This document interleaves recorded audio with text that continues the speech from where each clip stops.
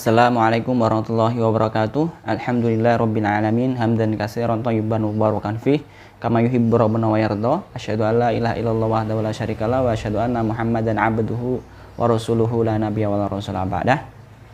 Pemirsa, sahabat IBS yang dirahmati Allah Subhanahu wa taala, teman-teman parent, para guru dan para pengurus IBS ataupun pemirsa di luar IBS yang dimuliakan Allah Subhanahu wa taala. Pertama-tama marilah kita panjatkan puji dan syukur karena hingga saat ini Allah Subhanahu wa taala masih menjadikan kita selalu beribadah kepada satu Tuhan, yaitu Allah Subhanahu wa taala, menjadikannya sebagai Rob atau ilah yang patut kita sembah.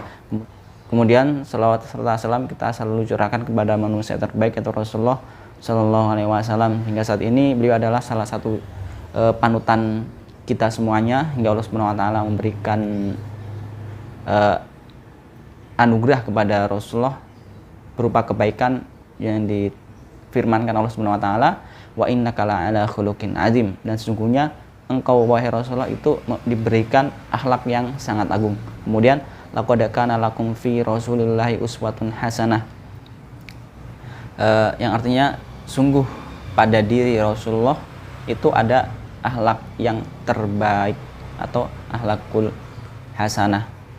Pemirsa yang dirahmati Allah Subhanahu wa taala, pada kesempatan kali ini izinkan saya memberikan sedikit tausiah bagi saya pribadi maupun untuk teman-teman sahabat IBS, pemirsa IBS yang dirahmati Allah Subhanahu wa taala yang sekarang ini menjalankan ibadah puasa dan menjelang berbuka puasa.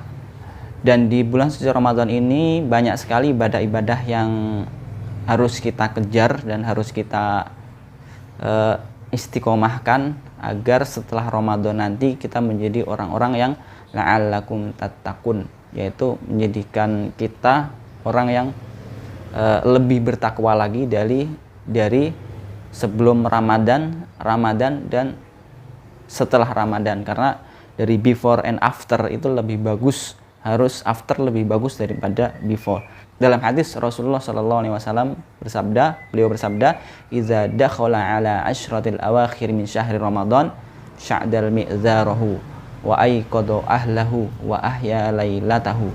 Itu Rasulullah Shallallahu alaihi wasallam bersabda, "Idza dakhala ala ashratil awakhir min syahri Ramadan." Apabila Ramadan ini mencapai 10 hari di akhir bulan suci Ramadan, apa yang dilakukan Rasulullah? Sya'dal mi'zarahu. Rasulullah mengencangkan ikat pinggang, atau dalam artian Rasulullah lebih giat lagi dalam beribadah. Kalau orang Indonesia istilahnya kita genggam tangan secara Arab atau kita kepalkan tangan gitu ya. Kalau di Arab atau di zaman Nabi itu mengencangkan ikat pinggang, jadi kita lebih semangat lagi. Kemudian wa ayqadha ahlahu, kemudian Rasulullah membangunkan keluarganya. Jadi bangun bukan hanya untuk sahur, tetapi bangun untuk beribadah qiyamul lail, beribadah di malam hari di 10 hari terakhir di bulan suci Ramadan. Kemudian ibadah yang ketiga adalah wa ahya lailatahu, beliau menghidupkan malamnya, yaitu dengan membaca Al-Qur'an misalkan, ataupun berinfak misalkan, sholat malam misalkan. Jadi bangun malam bukan untuk main game, bukan untuk scroll media sosial, dan bukan untuk ngobrol, tetapi untuk beribadah, interaksi dia kepada Allah Subhanahu wa taala. Dan di kesempatan kali ini saya diminta untuk menjelaskan tentang kemuliaan Lailatul Qadar atau malam 1000 bulan, karena dalam Al-Qur'an Allah Subhanahu wa taala berfirman dalam surat Al-Qadar, "Inna anzalnahu fi lailatul qadar wa ma adraka ma lailatul qadar. Lailatul qadari khairum min alfi syahr." Mungkin teman-teman semuanya, sahabat-sahabat IBS pasti sudah hafal dengan ayat itu ya. Surat Al-Qadar ayat 1 sampai seterusnya. Di mana Allah Subhanahu wa taala menjadikan satu hari di bulan suci Ramadan, terutama itu di akhir bulan suci Ramadan, di 10 hari terakhir bulan suci Ramadan, dari tanggal 21 sampai tanggal 30. Di sana terbit ketika hari-hari ganjil, misalkan malam 21, malam 23, malam 25, malam 27, maupun malam 29, di mana Allah Subhanahu wa taala menurunkan Lailatul Qadar di malam-malam tersebut hanya 1 kali di bulan suci Ramadan. Oleh karena itu, so how do we get Lailatul Qadar? Bagaimana kita mendapatkan malam Lailatul Qadar? Nih saya lagi buka Google dulu. Yang pertama, kita dianjurkan untuk sholat malam. Jadi di bulan-bulan suci Ramadan, di akhir bulan suci Ramadan, terutama di 10 hari di terakhir bulan suci Ramadan, kita dianjurkan untuk banyak sholat malam. Kemudian kedua, kita juga dianjurkan untuk rajin membaca Al-Quran. Jadi kalau misalkan hari-hari biasa kita kebanyakan scroll handphone nih buat temen-temen nih, atau buat orang tua, buat guru-guru juga, mohon maaf, kita terlalu sibuk nih, wah besok beli jajan apa nih buat lebaran nih, tunggu dulu, kita stop dulu, mungkin ya siang hari lah, tapi ketika malam hari kita coba untuk media sosial kita off dulu, kita lebih banyak interaksi dengan Al-Quranul Karim atau kitab Allah Subhanahu wa taala. Bagaimana kalau kita susah membacanya, kita bisa membaca Al-Quran dengan digital ya, dengan handphone yang ada suara murotalnya, kita juga bisa mengikutinya. Atau kita juga misalkan muter murotal nih, terus-terusan sambil kita dengar.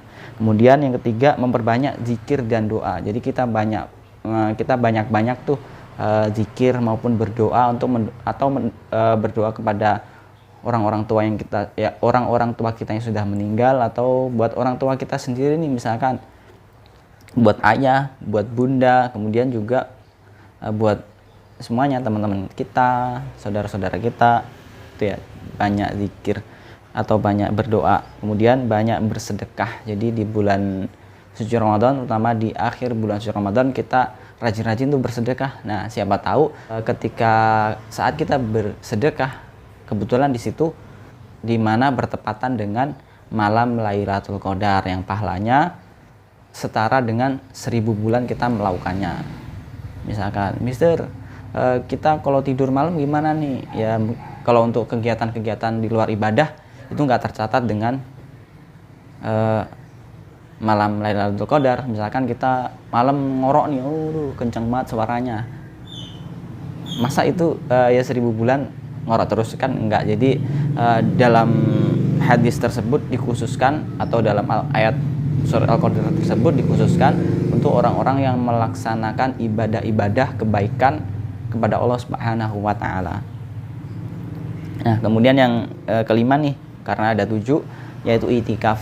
Itikaf ini sangat penting karena ada beberapa masjid ya yang di kompleks, seperti kita lihat Masjid Istiqlal, masjid-masjid besar, Masjid Atin, Jakarta Timur, kemudian daerah Cibubur dan sebagainya, banyak banget. Rata-rata masjid kompleks seperti masjid besar, Masjid Darussalam Kota Wisata itu menyelenggarakan iktikaf. Seperti di Citra Keren, di sana ada Masjid An-Nikmah, dan banyak sekali masjid-masjid yang menyelenggarakan iktikaf, yang dimana kita bisa tidur di situ, kita bisa ngaji di situ, dan kita bisa buka puasa di sana, sahur di sana, ada yang gratis maupun ada yang berbayar. Dan itu rata-rata dilakukan di masjid-masjid yang besar maupun masjid-masjid yang pokoknya banyak sekali ya di Jawa Barat ini menyelenggarakan i'tikaf, yaitu kita berdiam diri, tidur di masjid, aktivitas di masjid selama 10 hari terakhir di bulan suci Ramadan. Kemudian yang terakhir adalah yang keenam,